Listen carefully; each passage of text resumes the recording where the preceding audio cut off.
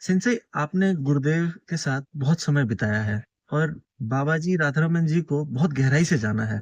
तो राधारमण जी के जीवन से कुछ घटनाएँ बताएँ। हम्म, हम्म। ये हमारी खुशकिस्मती है कि इस शरीर यात्रा में हम पूर्ण गुरु को पा पाए। मेरे जीवन की सबसे बड़ी उपलब्धि यही है। जीवन का सर्वाधिक सर्वश्रेष्ठ पुरस्कार कि हमें बाबा, माँ और गुरुदेव मिल गए। बाबा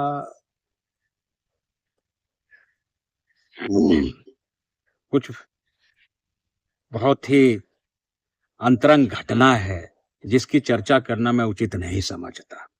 क्यों नहीं करूंगा? क्योंकि कईयों में वह एस्ट्रल प्रोजेक्शन होने लग जाएगा। अच्छे अच्छे साधक भटकना शुरू हो जाएंगे, क्योंकि जो घटना हमारे साथ घटी उसी घटना के इर्द गिर्द वह स्वयं ताना बाना बुनने लग जाएंगे। इसलिए अभी उस पर कुछ कहना उचित नहीं है। राधा रमन जी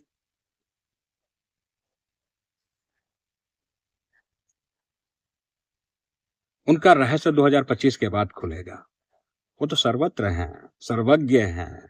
उंगली थाम थाम करके पृथ्वी के हर कण को दिशा दे सकते हैं।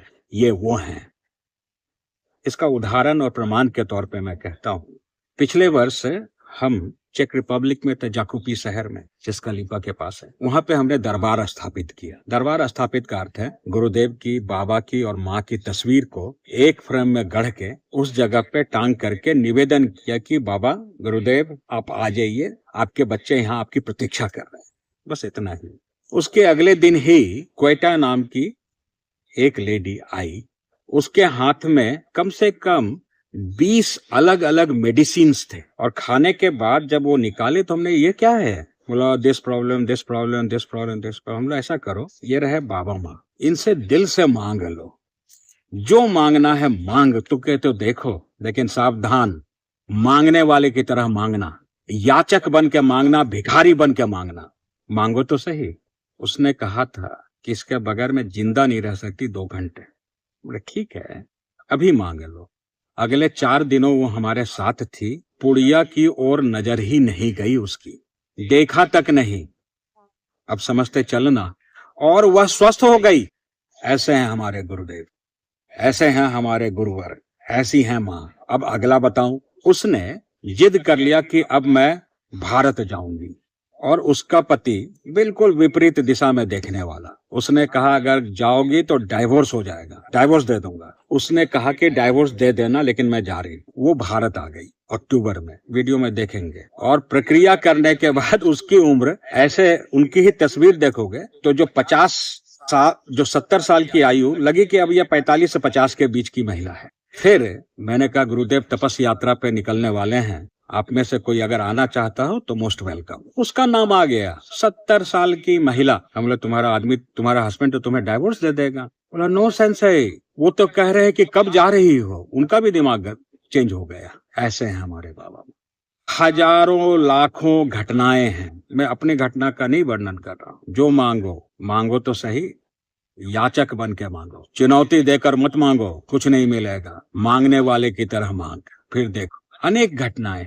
मेरी एक दिली तमन्ना है, एक इच्छा है, जो हम और हमारे गुरु भाई भक्ति देव जी, देवेंद्र जी, हम लोग करना चाहते थे, उनका साथ छूट गया। बाबा श्री राधा रमन जी और गुरुदेव को लेकर उस विषय पर एक फिल्म का निर्माण, और एक फिल्म जो हिमालय की बैठक, जिसमें 24 महापुरुष उपस्थित होकर के मानवता पे चर्चा किए थे। वो सब साक्ष्य अपने पास मौजूद हैं। अनेक घटनाएं हैं बाबा की। बाबा महान से भी अति महान, क्योंकि अगर मैं उनको याद करता हूं तो मेरे शब्द रुक जाते हैं भावना में। बहुत मुश्किल से संभाला हूं मैं। कोई भी प्रयोग करें, कहीं भी पृथ्वी के किसी कोने में बैठा हो, बाबा की तस्वीर रख लो और याचक बन के मांग लो। देखो तो सही, तुम्हें अपने इतिहास पर, अपनी जन्मभूमि पर, इस धरा धाम पे गर्व होगा। कहाँ खो गए हो तुम लोग? मत मतांतर में भटक करके उसमें फंस के उलझ गए। नकली असली सब मिले हुए हैं, उसमें तुम पहचान ही नहीं पा रहे। तुम्हें कहीं से अलग थोड़ी होना है, तुम्हें तो अतिरिक्त प्रयास करने मात्र है। हिंदू हो तो हिंदू बने रहो, मुसलमान हो तो मुसलमान बने रहो। एक बार की घटना याद है, वो मैं शेयर कर देता हूँ। बाबा जिस गांव से थे वहां पे उनका जन्म ब्राह्मण शरीर में हुआ था और तमाम ब्राह्मण उनके खिलाफ थे। बाबा हर दिन पैदल जा करके गंगा जी के पार जा करके शिवलिंग पे जल चढ़ाते थे। कुछ जो बच्चे थे वो अब भी हैं वहां, और हैरानी होगी वो मुसलमान हैं। उन्होंने पीछा इस रूप से कि सुना है कि बाबा पानी पे चलते हैं, तो जा करके छुप करके बैठ गए। नदी के दूसरी ओर शिवलिंग था, मंदिर थी छोटा सा। बाबा खड़ाऊ पहनते थे, थोड़ी देर में आवाज आने लगे खटर पटर खड़ाऊ की। वो लोग छुप के देख रहे थे समझने के लिए। वो आज भी जीवित हैं, कोई भी जाकर उनसे बात कर सकता। खटर पटर।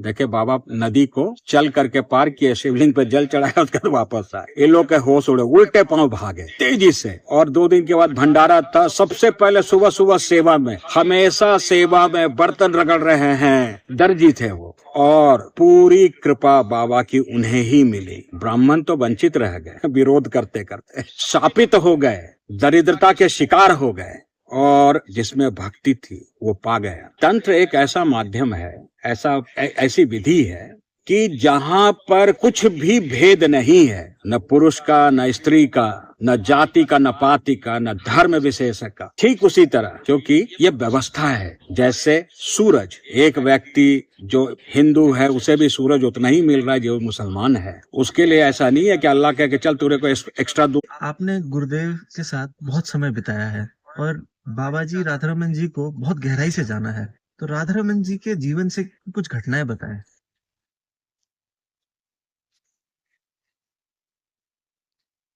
दूंगा और हिंदू को कम दूंगा, या भगवान कहें कि तुम्हें ज्यादा तुम्हें कम। वहाँ निष्पक्षता है, स्वतंत्रता है। भेद तो तुम लोगों ने बनाया, सृष्टि ने भेद नहीं किया था। यह सब मानव निर्मित कर्म है। और तंत्र जो आए, जो शरण में आया वही पाया। श्लोक वगैरह में खोने का विधान नहीं है, यह तो विज्ञान है। करोगे तो होगा और नहीं करोगे तो कुछ नहीं होगा। बस सहज विधि है, व्यवस्था है। दरबार में बहुत अच्छे साधक विकसित हो रहे हैं, तपस्वी विकसित हो रहे हैं। साधना क्या होती है अगले कुछ वर्षों में भारत में दिखेगा। बहुत अच्छे साधक बहुत लगन से साधना कर रहे हैं। घर में रहते हुए, गृहस्थ जीवन में रहते, तो ढोंगी पाखंडियों के लिए तो खतरे की घंटी है ही।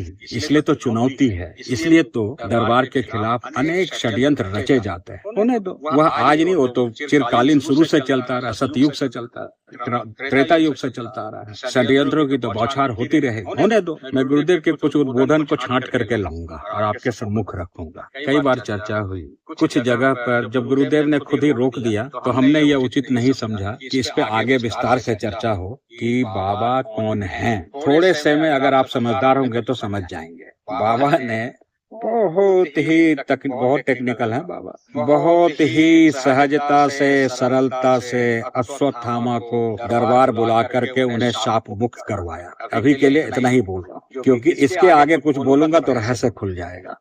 2025 पे उनके जन्मदिन के बाद वह अनुमति है यह रहस्य खोलने की, वो खुल जाए। हर चीज विधिवत हो रहा है, नियमतः हो रहा है, एक नियम के तरीके से हो रहा है कि अब ऐसा, अब ऐसा, अब ऐसा, अब ऐसा, और पूर्व घोषित होकर के हो रहा है। यहाँ तुक्केबाजी नहीं है, यहाँ आकलन नहीं है, अंदाजा नहीं है कि अंदाज लगाए हो गया तो हो गया, जैसे ज्योतिष करते हैं। जो 2 ज्योतिष के पास जाओगे, 3 ज्योतिष के पास, एक कह देगा कि तुम्हारे बहुत अच्छे दिन आने वाले हैं, दूसरा कह देगा भाई जैसे वैसे बने रहोगे, तीसरा कहेगा बुरे, तीनों में से तो कुछ होना ही होना है।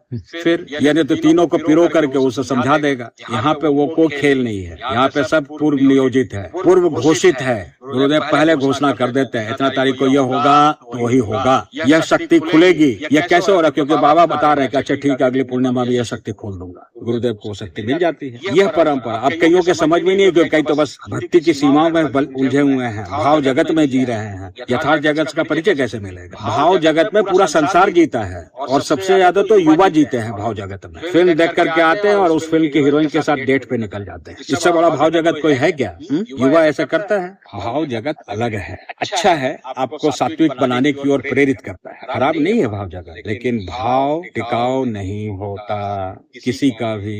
हम भ्रमण पे थे तो एक अच्छे महात्मा थे, उनके पास कृष्ण जी की जो वास्तविक तस्वीर है और वह तस्वीर हर एक एंगल से दिखती है, चाहे जिस कोने से और इस कोने से, वो लगेगा कि तुम्हें ही देख रहे हैं वो तस्वीर। तो हमारे गुरु भाई ने, ये काफी पुरानी बात है, उसने पूछ लिया कि किनकी तस्वीर है। उस महात्मा ने, बहुत अच्छे महात्मा थे, वो ऐसा बैठे रहे। जब हम जाने लगे तो उसे बुलाया, सुनी रहा, बहुत ही अक्खड़ शब्द में, इधर सुन। क्यों पूछ रहा है? बोला जानना चाहता हूँ। फिर महात्मा ने पूछा, क्यों जानना चाहता है? बोला प्यार हो गया है इनसे। ऐसे खींचा उसे, सुन, सबसे प्यार करियो, इससे मत करना, जिंदगी नरक बना देगा। ये मेरी बना दी, बता दी यहाँ मिलूंगा, यहाँ मिलूंगा, मिल कहीं नहीं रहा, मैं परेशान हूँ 40 सालों से।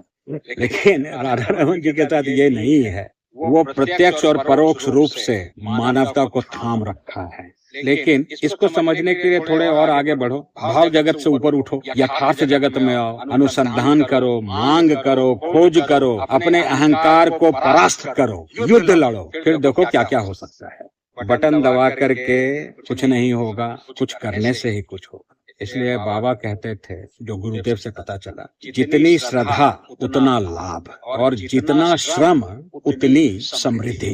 यहाँ पर यह नहीं कि ठीक है बच्चा हो जाएगा, तुम्हें श्रम करने लायक बना दे रहा हूँ, तुम्हें सफल होने लायक बना दे रहा हूँ। खुद प्रयास करो और सफल हो जाओ। जितनी श्रद्धा हो उतना ही लाभ। और जो तुम्हें दिख रहे पदयात्रा करते हुए 300-300, 350 किलोमीटर, 1500 किलोमीटर से लोग आ रहे हैं, हिंदू हो मुसलमान हो, उस श्रद्धा के साथ यात्रा कर रहा है। घर से निकला, बाबा की दृष्टि पड़ गई। 80 साल की महिलाएं पद यात्रा करके पहुंची और स्वयं को ठीक की, अपने समस्त परिवार को ठीक की। कितने प्रमाण चाहिए? भौतिक सीमाओं से थोड़ा सा तो ऊपर उठो, फिर समझ में आएगा कि तुम किस धरती पर हो, भारत भूमि में हो। इतने अपने आप को संकुचित क्यों करते हो? थोड़ी विराटता लाओ और चीजों को समझने का प्रयास करो। यही तुम्हें उस दिशा में ले जाएंगी जहाँ पर कई रहस्य उजागर होने लगते। किसी राह पर कहीं पर भी कुछ भी हो सकता, जीवन मिल सकता है, महापुरुष मिल सकते हैं, बाबा मिल सकते हैं, माँ मिल सकती है, कुछ भी संभव है। गुरुदेव की एक घटना हमें याद आ रही। कीचड़ में, गंदगी में एक पागल सा व्यक्ति पड़ा हुआ था, महापागल, कपड़े मतलब दूर से बदबू आ रहे, बाहर का तापमान 43 डिग्री, जून का महीना, और ऐसे लेटा हुआ। गुरुदेव तब साधना में नहीं थे।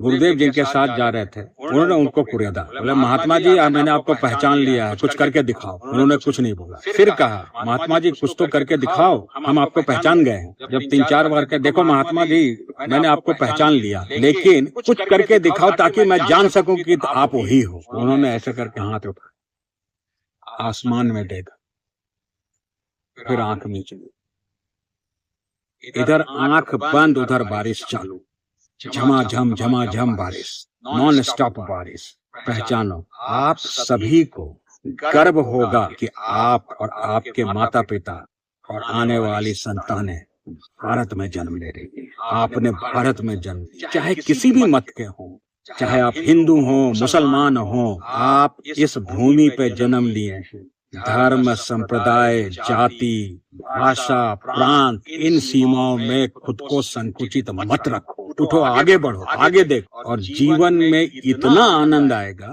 कि दुख नाम की कोई चीज होती है क्या, यह तुम्हारे सवाल होंगे।